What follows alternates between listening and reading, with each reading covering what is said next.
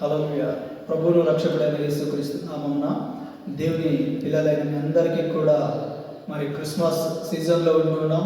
ఈ సీజన్ని బట్టి వందనాలు చెల్లిస్తూ శుభాలు తెలియజేస్తూ ఉన్నాం. సాధారణంగా మనకు కలిగినటువంటి 12 నెలల్లో ప్రతి నెలకు ఒక్కొక్క పేరును పెట్టి ఉన్నారు. ప్రతి నెలను ఒక్కొక్క విధంగా గుర్తిస్తున్నారు. అయితే ఉదాహరణకు దూత పరలోకంలో నుండి దిగి వచ్చి కొంతమంది గొర్రెల కాపరులతో మాట్లాడుతూ అంటున్న మాట ఏంటో తెలుసా? ప్రజలందరికీ కలగబోయే ఒక మహా సంతోషకరమైనటువంటి ఒక సువర్తమానాన్ని నేను మీకు తెలుపుతున్నాను. అదేంటంటే, ఇదిగో ఒక బాలుడు, పసి బాలుడు, చిన్న బాలుడు, అప్పుడే జన్మించిన ఒక లేత శిశువు కొద్ది గుడ్డలతో చుట్టబడి ఆ యొక్క తొట్టిలో పడుకొని ఉంటున్నాడు. మీరు వెళ్ళి ఆయన్ని చూడండి అనేటువంటి ఒక వార్తను, ఒక వర్తమానాన్ని వెళ్ళి యేసు ప్రభుని చూశారు. ఎంతో సంతోషంతో ఆనందంతో గంతులు వేశాయని మహిమపరిచారు.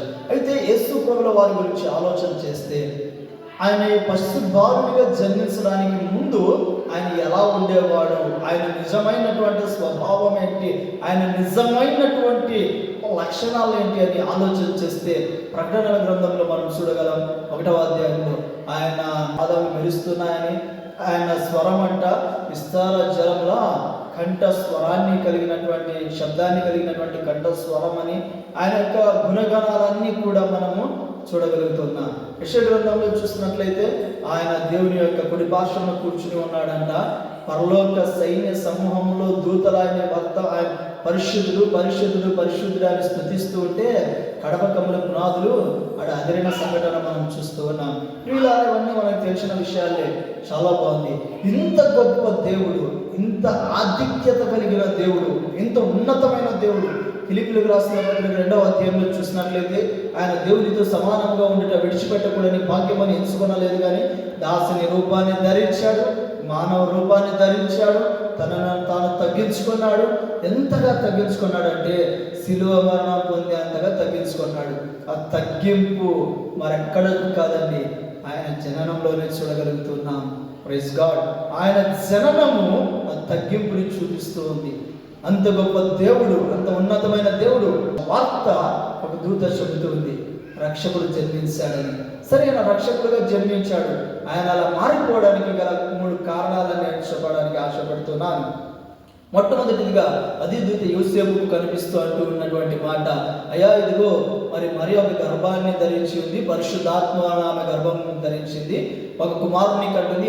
ఆ కుమారుడు వారి ప్రజలను వారి పాపముల నుండి రక్షిస్తాడు, కాబట్టి ఆయనకి యేసు అనే పేరు పెడతారు అనే మాట దూత యోసేపుతో చెప్పడాన్ని మనం చూస్తూ ఉన్నాం. సో ఎందుకు ఆయన జన్మించాడు ఇంత దీన స్థితిలో అంటే, మనుషుల యొక్క పాపాలన్నీ కూడా రక్షించడానికి, మనుషులను పాప విముక్తులను చేయడానికి. రెండవదిగా చూస్తున్నట్లయితే ఎఫెసీయులకు రాసిన పత్రికలో ఒక మాట ఉంటున్నది, మనం ముందుకు దూరస్థులమై ఉన్నాం, అయితే ఇప్పుడు యేసుక్రీస్తు ద్వారా తండ్రికి సమీపస్థులమై ఉన్నామనే మాటను మనం చూస్తూ ఉన్నాం. పాపము చేత ఆదాము అవ్వలు దేవునికి దూరం అయిపోయారు. ఆ రోజు ఈ లోకమంతా పాపం ఎదుగుతుంది. ఆ పాపాన్ని నిర్మూలన చేయడానికి, ఆ నిర్మూలన ద్వారా తండ్రికి మనల్ని సమీపస్తులుగా చేయడానికి యేసయ్య ఈ లోకంలో జన్మించాడు. 3వ కాలం చెప్పమంటారా? అదేంటో కాదండి, ఆయనతో సమాధానపరచడానికి. యేసయ్య మరణం ద్వారా, ఆయన రక్తము ద్వారా మనము నీతిమంతులుగా మార్చబడి తండ్రితో ఏమవుతున్నాం? ఈ దినాన సమాధానపరచబడ్డాం. 3 కారణాలు. పాపం చేసి దూరం అయిపోయిన మనలను, పాపానికి పనిష్మెంట్ శిక్షకు అర్హులమైన మనలను ఆయన రక్షించడానికి ఈ లోకంలో జన్మించాడు. ఆయన జన్మించినప్పుడు దూత చెప్పిన వార్త రక్షణ వార్త. ఆయన జననము ద్వారా పాపములు తొలగించబడ్డాయి. పాపములు తొలగించబడిన మనం తండ్రికి సమీపస్థులమయ్యాం. తండ్రికి సమీపస్థులైన మనం ఆయనతో సమాధానపరచబడ్డాం.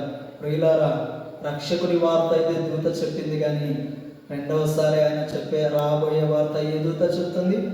ఎవరు చెప్తున్నారు? ఎవరు చెప్పబోతున్నారు? గుర్తించండి.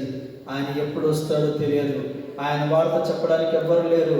ప్రకృతి ఆయన వార్త చెబుతుంది, నీ జీవితం ఆయన వార్త చెబుతుంది. ఆయన రక్షకుడిగా జన్మించాడు. మరి నీవు రక్షింపబడ్డావా? నిజమైన యేసు సన్నిధిలో నువ్వు ఒప్పుకొని నీ పాపాలను విడిచిపెట్టినట్లయితే ఈ రోజే రక్షింపబడతావు. ఈ రోజే నిజమైన క్రిస్మస్ నీ జీవితంలో జరుగుతుంది. అలాంటి రక్షణతో కూడిన, నిజమైన విశ్వాసంతో కూడిన క్రిస్మస్ మీ జీవితాలలో ఉండును గాక. ఆమేన్, ఆమేన్, ఆమేన్. దేవుడు దీవించును గాక.